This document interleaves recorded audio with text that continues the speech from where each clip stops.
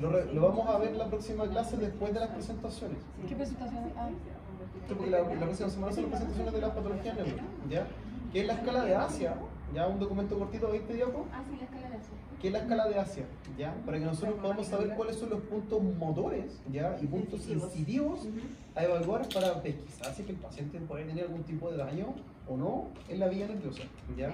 Obviamente acá pensando en pacientes con lesión medular. Ahora, si ustedes me dicen, profe, pero ya, no sé, vamos a ver nosotros en algún momento un lesionado medular, yo en mi vida he visto un lesionado medular. Yo lo acabo de ver.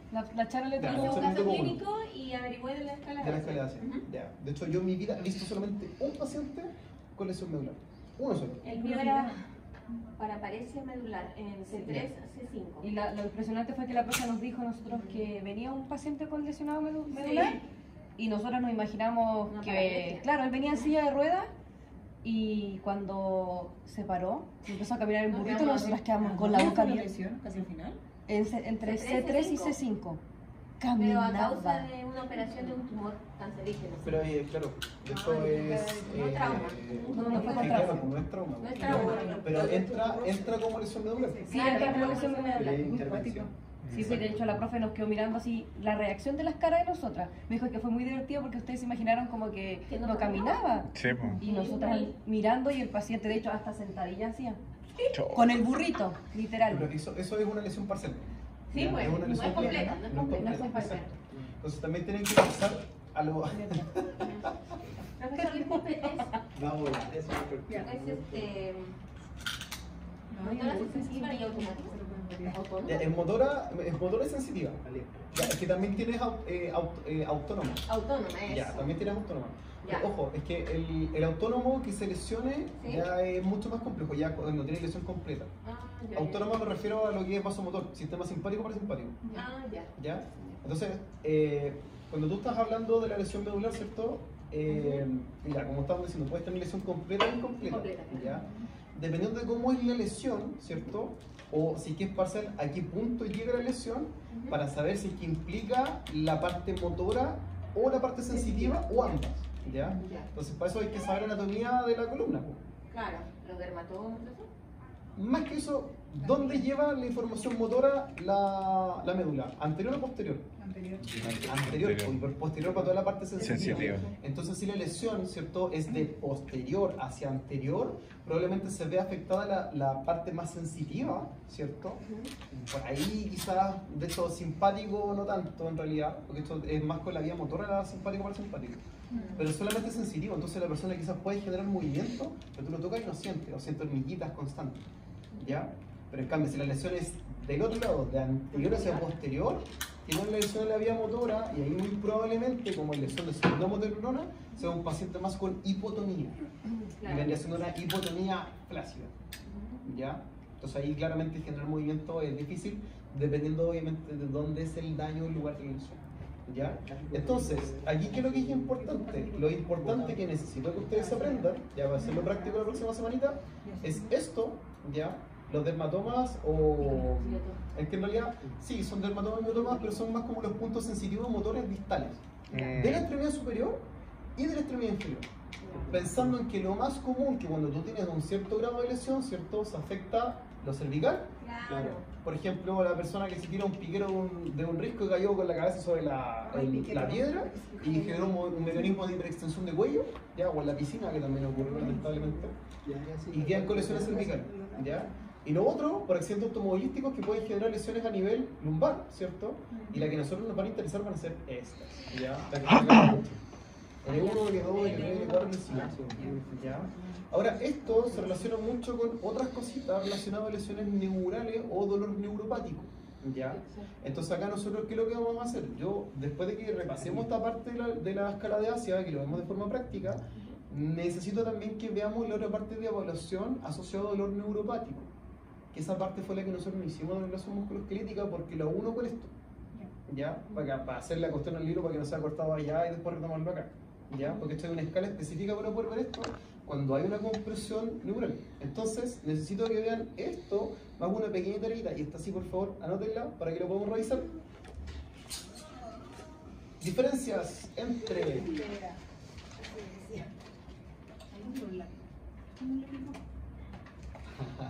Bueno, en el teléfono.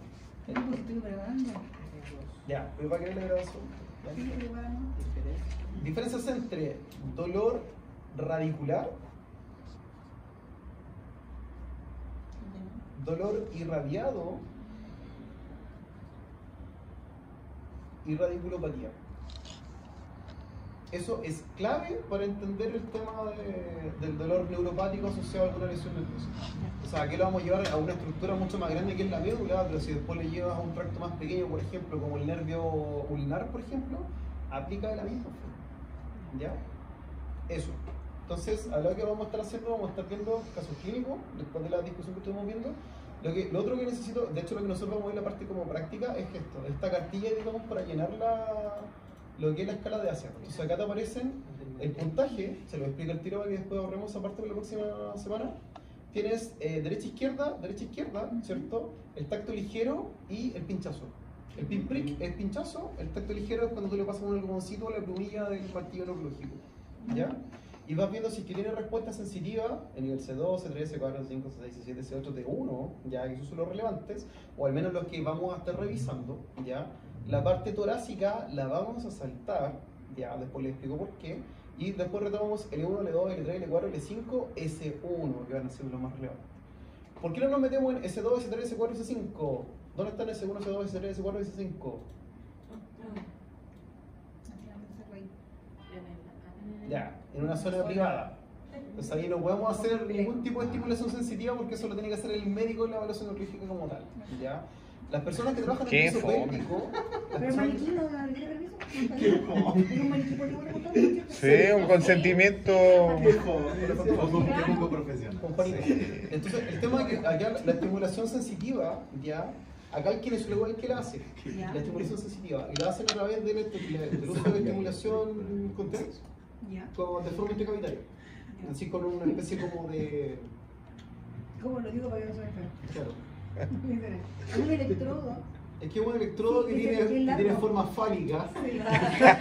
se introduce en una cavidad corporal, ya que para las mujeres puede ser vagina llano y para el hombre lano, ¿ya? Y se aplica corriente. Y se aplica corriente, ¿ya? Lo que también se puede ocupar, pero ojo, no está, depende de la corriente, se utiliza para interferencial. No se utiliza el TENS. Sí, ojo, no se utiliza Era el como TENS. sadomasoquismo, Eso está ¿no? relacionado con el tema de la frecuencia de la corriente. Se utiliza la corriente interferencial y no el TENS. ¿Por qué? Porque el TENS lo que puede hacer puede generar estimulación, digamos, como de nociceptores y que pueden empezar a descargar la información. Y con eso, si es que hay una lesión nerviosa y hay como la reconexión de la información al paso de la corriente, en este caso la información, digamos, aferente a la que sube pasa a la médula y sube al sistema nervioso central, puede generar hiperalgesia y alodinia. ¿Ya? Entonces, por eso no se puede utilizar el TENS. De hecho, está contraindicado, algunas personas lo utilizan, pero está contraindicado a la gente que tiene parálisis facial utilizar el TENS. Porque puede ser que generen esa hipersensibilidad en la piel. Oye, en 3 casos de parálisis y lo usan igual. Y lo usan, sí. De hecho, no está recomendado. No está recomendado. Al menos en las primeras fases. Al menos en las primeras fases.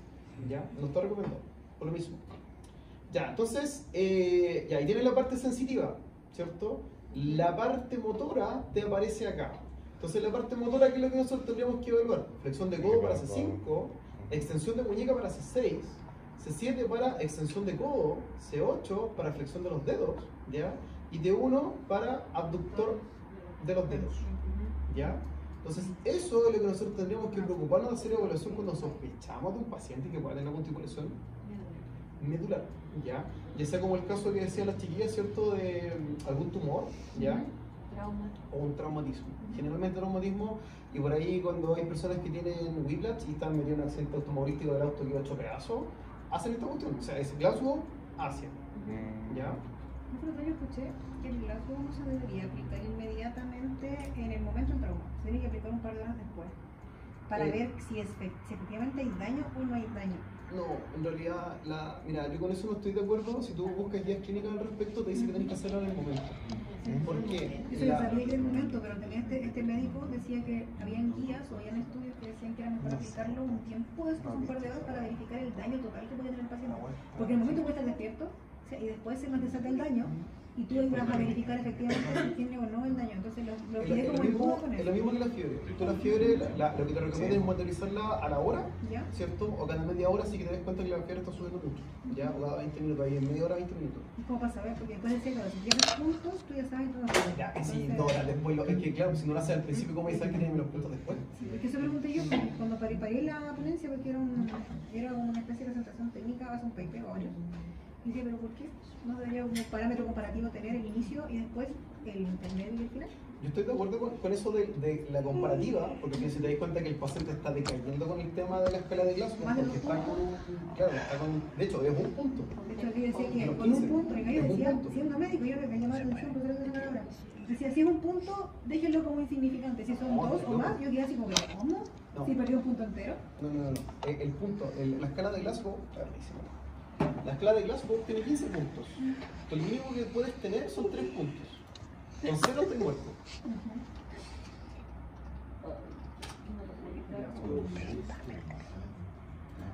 Antes de irme a internar en euro, Ya.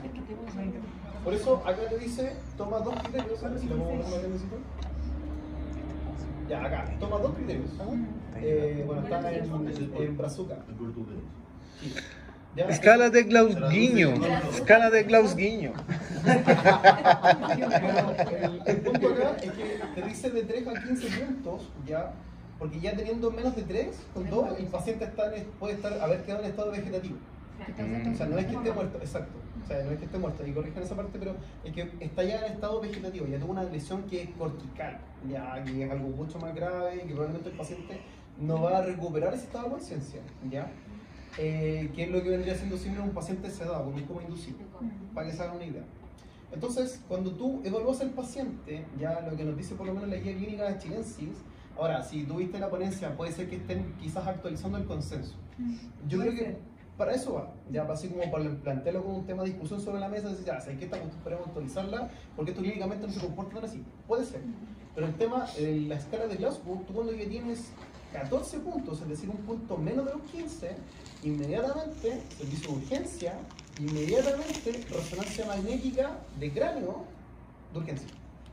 ¿Por qué? Porque el paciente puede estar pulsando con un TEC cerrado y la presión intracraniana va a estar aumentando. Y esa presión intracraniana, si tú no la resuelves en el momento, te va a generar un daño neurológico irreversible. Entonces, hacerlo 2 horas después, no, el paciente lo perdí, Sí, va a quedar con una secuela neurológica, no se por puede. eso yo me quedé pensando y dije, ¿por qué están haciendo esto así? Y al final el paciente que tiene un accidente y le tiene cierto o no, tienes que poder ver la respuesta. Sí. No se puede. Sí o sí hay que hacerla inmediatamente. Inmediatamente. Entonces acá tienen la escala de Glasgow, está de 3 apartados, ¿cierto? Aquí es la apertura ocular, la respuesta verbal y la respuesta motora. ¿Ya? La respuesta de la apertura ocular si es espontánea, si el paciente está orientado y puede conversar con él, oye, ¿cómo te llamas? ¿Qué te pasó? ¿Cuánto habías tenido? ¿Dónde estás? Etcétera. Así que te aclote el momento, ¿cierto? Y la respuesta motora, si es que obedece, oye, mueve los pies. Chuta, no está moviendo los pies. Oye, ¿puedes mover las manos? A ver, levanta el dedo índice. No, se lo puede mover, chuta. ¿Qué te llevaría a pensar eso? Hay una lesión neurológica a nivel de la médula, a nivel de tórax o más abajo. Columna torácica o lumbar. Si es que no puede mover las piernas. Oye, no siento las piernas. Lesión neural. ¿Ya? Entonces, por eso la escala de Glasgow se hace en el momento, sobre todo cuando hubo un accidente. Y después, ¿con qué se contrasta? Lo primero, ¿cierto? Que tú haces escala de Glasgow. Ve el estado consciente del paciente descartando una lesión neurológica del sistema nervioso central.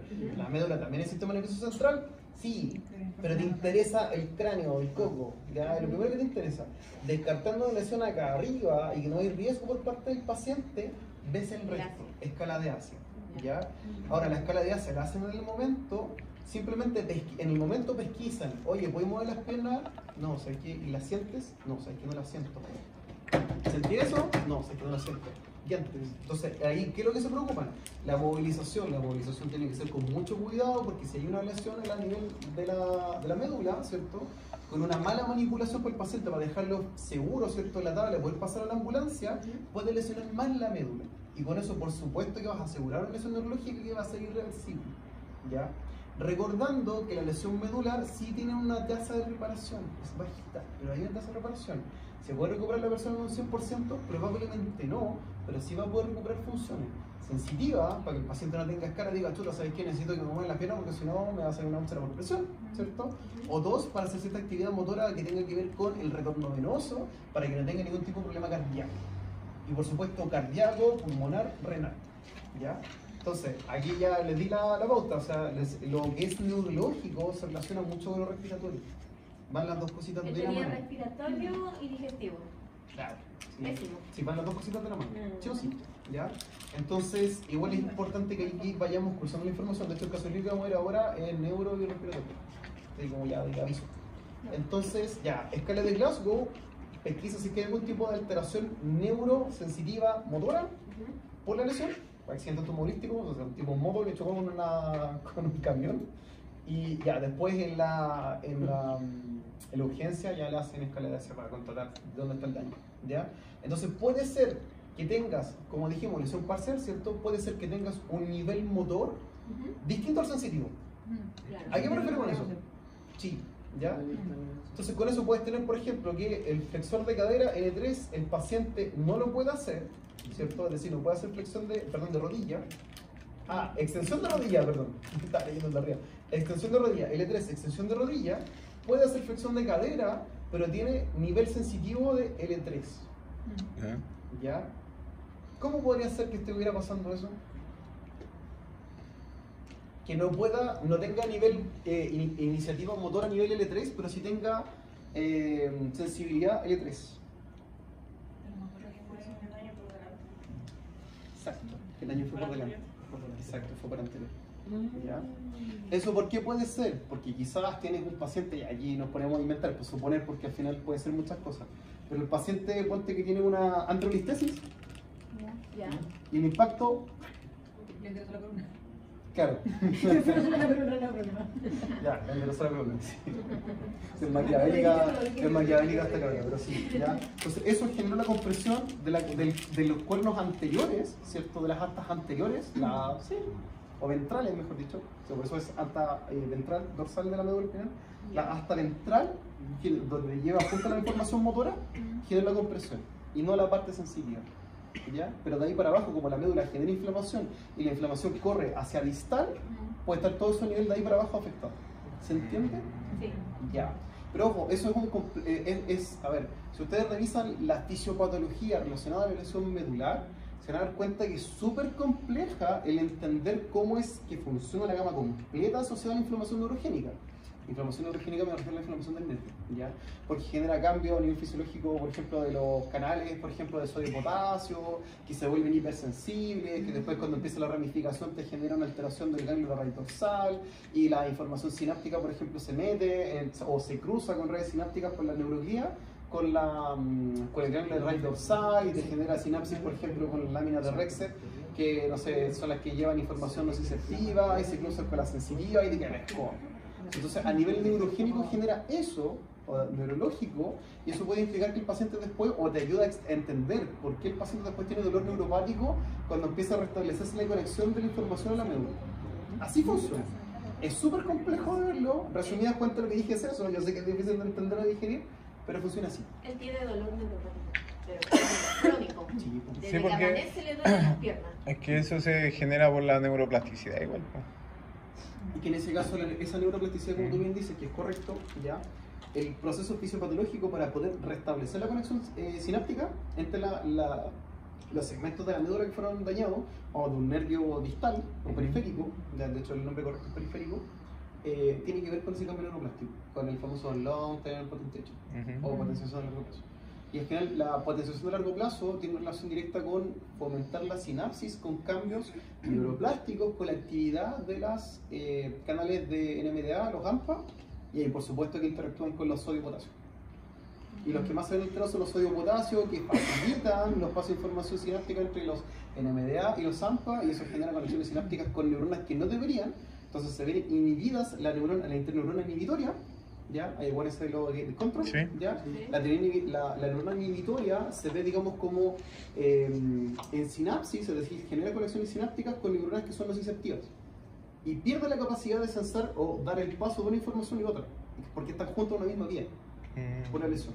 Así como a grandes rasgos funciona así. Ya. ¿Ya? Entonces, por eso, el resultado es dolor neuropático sí o sí.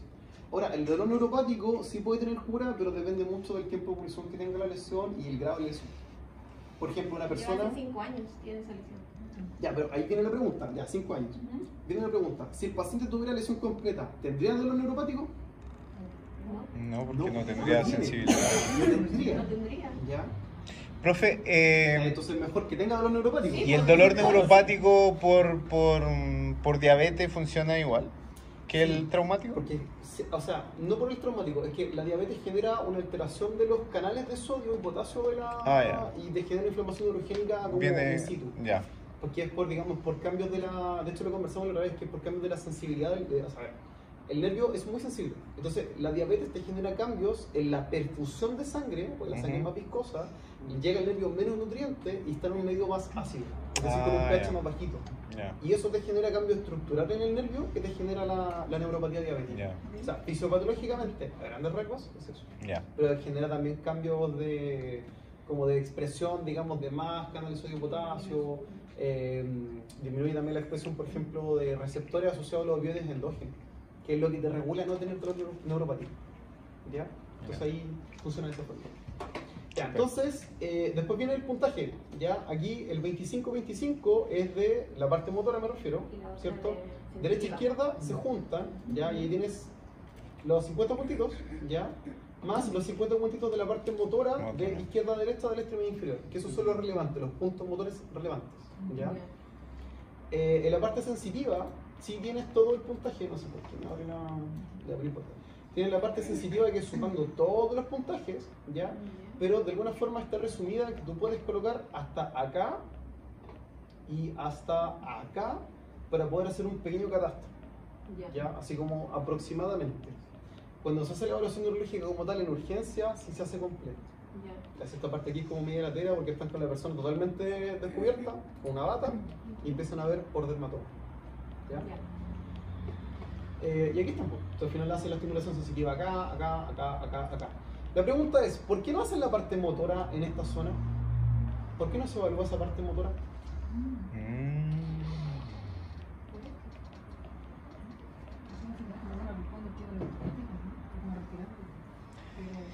Claro, pues yo creo que se determina así, si está respirando por sí solo.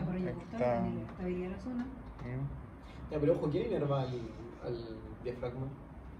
Frénico. El frénico. Ya, y eso vendría siendo ¿qué par craneal? Ah, no me acuerdo. El vago. Ah, sí, bueno. Ya, entonces si te haces evaluación de pares craneales, claro, pues sí, como... Es que ahí está la diferencia, porque al final tú cuando haces evaluación de pares craneales, ¿qué estás viendo? ¿Vía piramidal o extrapiramidal? Es piramidal, es central. La médula es central, estamos correctos, pero si hacemos la clasificación entre si es piramidal o extrapiramidal, es piramidal. Ya, o sea, dejémoslo claro, es piramidal. Entonces, en este caso, ya el nervio frénico no tiene pito que tocar acá, ¿ya? O el vago, por lo menos. Y así ya tiene lesión, no sé, por el vago y está con depresión respiratoria, tenéis que pensar que la lesión fue más arriba. O sea, ya no hay mucho que hacer. Pero acá la parte motora no la toman en cuenta. Yo la verdad no tengo una respuesta oficial. Yo creo que ahí le podríamos preguntar a Esteban cuando ustedes tengan razonamiento.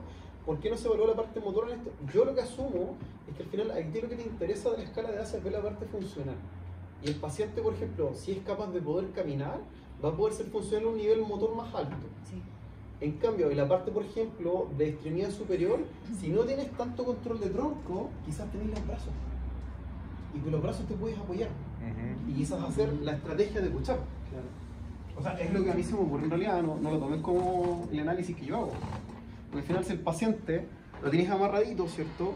Y quizás tú lo sueltas la amarra y el paciente se te empieza a ir por el costado. Si tiene bueno en los brazos, ¿cierto? O por lo menos el C3 creo que era, no, perdón, C3, payaso. C6 que hace, C7 que hace extensión de codo, ¿cierto?